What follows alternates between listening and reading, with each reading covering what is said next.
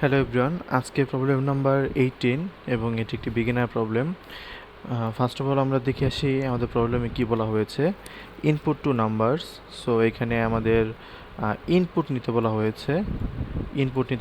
So আমাদের এখানে scan F use করতে হবে, এটা বোঝা যাচ্ছে। স্ক্যান এফ ফাংশন আমরা এখানে ইউজ করব। দেন সোয়াপ দেয়ার ভ্যালুস, তাদের ভ্যালুস সোয়াপ করতে বলা হয়েছে ইউজিং থার্ড ভেরিয়েবল। আমি ধরে নিলাম var, এটা হচ্ছে আমার থার্ড ভেরিয়েবল, অথবা টেম্প, এটা আমার থার্ড ভেরিয়েবল। এই থার্ড ভেরিয়েবল মানে হচ্ছে আমি যেহেতু দুইটা নাম্বার এখানে ইনপুট নিব, সো দুইটা নাম্বার যদি আমি এ বি ধরি, সেই ক্ষেত্রে থার্ড আমি একটা ভেরিয়েবলের সাহায্য নিব, সেটাকে ধরলাম var অথবা টেম্প। এই var অথবা টেম্প ভেরিয়েবলের সাহায্যে আমরা কি করব, আমরা দুইটা যে ভ্যালু নিলাম এখানে এ বির, এই দুটো ভ্যালুকে সোয়াপ করব। এর ভ্যালু বিতে দিব, বি এর ভ্যালুতে দিব। এবং আমাদের এখানে হিন্স দেওয়া আছে use scanf and third variable. So scanf function use করব ইউজার ইনপুট নেওয়ার জন্য, এবং থার্ড ভেরিয়েবল var টেম্প অথবা যে কোনো একটা ইউজ করব কি করার জন্য, জাস্ট ভেরিয়েবল সোয়াপ করার জন্য। সো যেহেতু এখানে বলা হয়েছে দুইটা নাম্বারের কথা, সো আমি এখানে ধরে নিচ্ছি আমরা জাস্ট এখানে দুইটা নাম্বার নিব। দুইটা নাম্বার আমি ধরলাম এ, প্রথম number A. So first variable এর মধ্যে আমি নাম্বার রাখলাম 5, এবং সেকেন্ড ভেরিয়েবল বি, এর ভিতর নাম্বার রাখলাম আমি হচ্ছে 9। সো কি করতে হবে, আমার বি এর ভ্যালু যাবে এ এর কাছে এবং এ এর ভ্যালু আসবে বি এর কাছে, এটাই হচ্ছে আমার এখানে প্রবলেম। সো এখানে আমি একটা থার্ড ভেরিয়েবল ইউজ করতে পারি। সে থার্ড ভেরিয়েবলকে যদি আমি টেম্প ধরি, টেম্প হচ্ছে আমার থার্ড ভেরিয়েবল। সো থার্ড ভেরিয়েবলটা এখন হচ্ছে ফাঁকা আছে, আমার কিছু অ্যাসাইন করে নেই। সো আমি একটা থার্ড ভেরিয়েবল ধরলাম টেম্প। এখন আমাকে যেহেতু এর ভ্যালু বিতে এবং বি এর ভ্যালুতে নিতে হবে, আমি একদম ফার্স্ট চিন্তা করি আমি এ এর ভ্যালু বিতে নিব। মানে এখানে কি হবে, বি ইকুয়াল এ, মানে এ এর ভ্যালু বিতে চলে আসলো। সেই ক্ষেত্রে কি হবে, বি এর যে ভ্যালুটা ছিল সেটা কিন্তু গায়েব হয়ে যাবে। আমরা কিন্তু আর জানতে পারছি না বি এর ভ্যালু কত।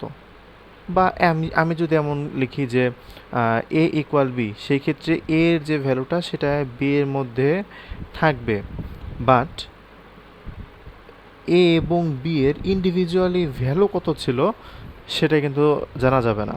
যেমন এ ইকুয়াল বি যদি দিই আমি, এ এর মধ্যে ওভাররাইড হয়ে যাচ্ছে বি এর ভ্যালু, তাহলে এ এর ভ্যালু যে 5 ছিল সেটা আমি জানবো কীভাবে, সে তো জানার ওয়ে নাই। এর জন্য আমরা করব কি, আমরা একটা একটা করে ফাঁকা করব এবং সেটাকে ফিল আপ করবো। যেমন আমি যদি চিন্তা করি আমি আপাতত একে ফাঁকা করব, একে ফাঁকা করব এবং এর ভিতরে বি এর ভ্যালুটাকে বসিয়ে নিব। সো একে ফাঁকা করতে গেলে কী করতে হবে, এর ভ্যালুটাকে অন্য কোথাও একটা স্টোর করে নিতে হবে। ফাঁকা করতে মানে হচ্ছে আমি এমটি করে দেবো এমন না, এমটি করে দিলেও তো আমার আর জানারই কোনো ওয়ে থাকলো না যে এর ভ্যালুটা কী ছিল। সো এ যেহেতু ফাঁকা করতে যাচ্ছে, আমি এর ভ্যালুটা আমি টেম্পের মধ্যে রাখবো। তাহলে এর ভ্যালু, টেম্পের ভ্যালু এখন 5, এর ভ্যালু এখন আমি ধরে নিচ্ছি নাই, কিচ্ছু নাই, ফাঁকা। এ এখন একদম সম্পূর্ণ ফ্রি। তাহলে এ ফ্রি, তাহলে যদি এর ভিতর বি এর ভ্যালুটা অ্যাসাইন করে দিই, এ ইকুয়াল বি করে দিই, তাহলে এর ভ্যালু কত হয়ে গেল, 9। তাহলে বি এর ভ্যালু এর কাছে চলে আসলো। ওকে, এখন এই বি এর ভ্যালুতে কার ভ্যালু বসাইতে হবে, এ এর ভ্যালু। বি এর এখানে কাকে বসাইতে হবে, এ কে, বাট এ তো আমার এখন 9, বাট আমি এ এর ভ্যালুটাকে স্টোর করে রেখেছিলাম কোথায়, টেম্পের মধ্যে। সো যদি আমি টেম্পটাকেই বি এর এখানে দিয়ে দিই, লাইক এইভাবে লিখি বি ইকুয়াল টেম্প, মানে টেম্পের ভিতরে যে ভ্যালুটা ছিল সেই ভ্যালুটা এখন বি এর ভিতরে দিয়ে দাও। সো টেম্পের ভিতরে ছিল 5, টেম্পের ভিতরে যেহেতু 5 ছিল, আমার বি এর মধ্যে কি আসবে, বি এর মধ্যে আসবে 5। সো এর ভ্যালু ছিল 5, এখন বি এর ভ্যালু হয়ে গেছে 5।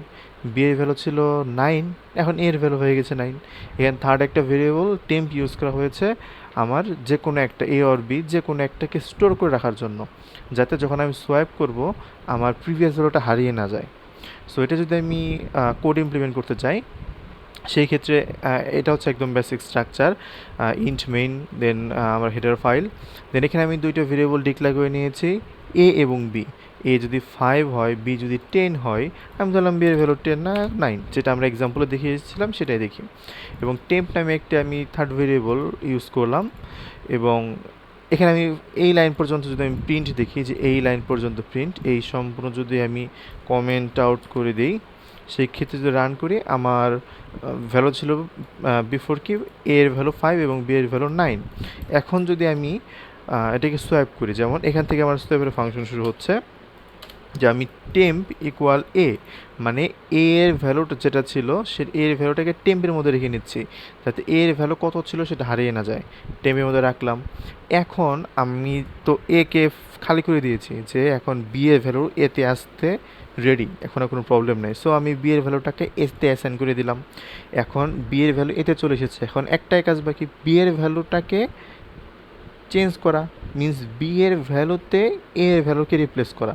সো এ ইকুয়াল যেহেতু টেম্প ছিল তাহলে এ এর ভ্যালুটা বি এর মধ্যেই রয়ে গিয়েছে, টেম্পের মধ্যে রয়ে গিয়েছে। সো আমি যদি বি ইকুয়াল টেম্প দিই তাহলে কী হবে, টেম্পের ভ্যালুটা বি এর মধ্যে চলে আসবে। এবং এই জাস্ট এই 3 লাইন কোডের মাধ্যমে আমার এর ভ্যালু এবং বি এর ভ্যালু সোয়াপ হচ্ছে। এবং লাস্টে আমি প্রিন্ট এফ ইউজ করেছি কী করার জন্য, আমি এতক্ষণ পর্যন্ত যে কাজ করেছিলাম এই ফাংশন আগ পর্যন্ত এ এর ভ্যালু আর বি এর যে ভ্যালু দুটো ছিল সেটা ছিল আনচেঞ্জড, মানে 5 এবং 9। বাট এই 3টা লাইন করার পর এ এবং বি এর ভ্যালু সোয়াপ হয়ে গিয়েছে। শুধু রান করি, বিফোর আর আফটারের মধ্যে পার্থক্য দেখতে পাবো, এ এর ভ্যালু চেঞ্জ হয়ে গিয়েছে, বি এর ভ্যালু চেঞ্জ হয়ে গিয়েছে, মেইনলি সোয়াপ হয়ে গিয়েছে এ এর ভ্যালু বি এর কাছে এবং বি এর ভ্যালু এর কাছে। ধন্যবাদ।